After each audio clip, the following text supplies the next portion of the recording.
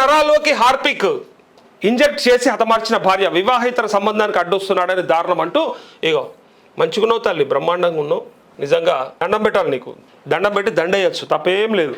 మంచి ఆలోచన. హార్పికు ఇంకా కిచెన్లో దొరికే ఇంకేమైనా ఉంటాయి కదా, వాటిని ఏమంటారు, ఇంకా ఏమన్నా ఉంటే అవి ఎక్కించి కథం పట్టురు, ఇక పీడబోతుంది. నిజామాబాద్ శివార్లోని నాల్కల్ గ్రామంలో చోటు చేసుకున్న యువకుడి హత్య కేసు పోలీసులు ఛేదించారు. వివాహేతర సంబంధానికి భర్త అడ్డుగా ఉన్నాడనే కారణంతో భార్య తన సహచరులతో కలిసి పథకం ప్రకారం హత్య చేసినట్టు పోలీసుల దర్యాప్తులో తేలిందంటూ ఇగో ఈమెనే తల్లి, మంచిగా ఉంది, బంగారు తల్లి, గ్రేట్ నిజంగా. హార్పిక్ దొరికింది, ఇంకా కోలిన్లు ఇంకా అట్లాంటివి ఏం దొరకనట్టున్నాయి. ఇంకా ఏమంటారు కదా, దోమల కోసం పెట్టుకుంటాం కదా, వాటిని ఏమంటారు, హిట్టులు బిట్టులు ఇంకా అట్లాంటివి కూడా ఎక్కిస్తే పీడపోతుండే. ఏంది అసలు ఇది, నవ్వొస్తుంది, ఎందుకంటే వీళ్ళు ఇట్లా తయారైపోయారు కాబట్టి.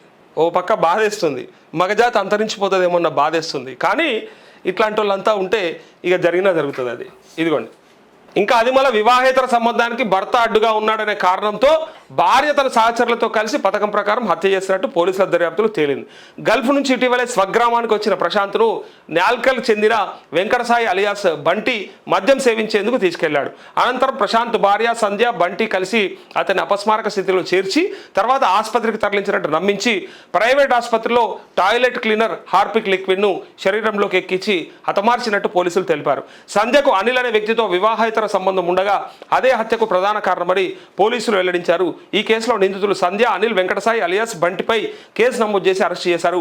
విచారణ అనంతరం నిందితులను కోర్టులో హాజరుపరచగా న్యాయస్థానం రిమాండ్ విధించిందంటూ ఒక పనిచేయరి మగ మహారాజులకు ఒక సూచన ఏంటంటే, ఒకవేళ వాళ్ళకి అట్లాంటి ఏమన్నా ఉంటే ఇడిచిపెట్టుడు ఉత్తమం. నీకు జీవితం అన్న మిగులుతుంది, పోతే పోని కదా, అది పోతే ఇంకోటి వస్తుంది, కానీ నీ జీవితం కథమైపోతుందని కింద కామెంట్స్ చేస్తున్నారు. సో ఆ కామెంట్స్ ప్రకారం నేను కూడా చెప్పేది ఏంటంటే, పోతే పోని, పోయిన తర్వాత నీకు ఇంకొక అమ్మాయి అన్న దొరుకుతుంది, కానీ నీకు జీవితం మళ్ళీ అయితే రాదు, ఇక గంగలో కలిసిపోతుంది. ఈ హార్పిక్లు కాలిన్లు ఎక్కించుకొని ఎందుకు చావాలి?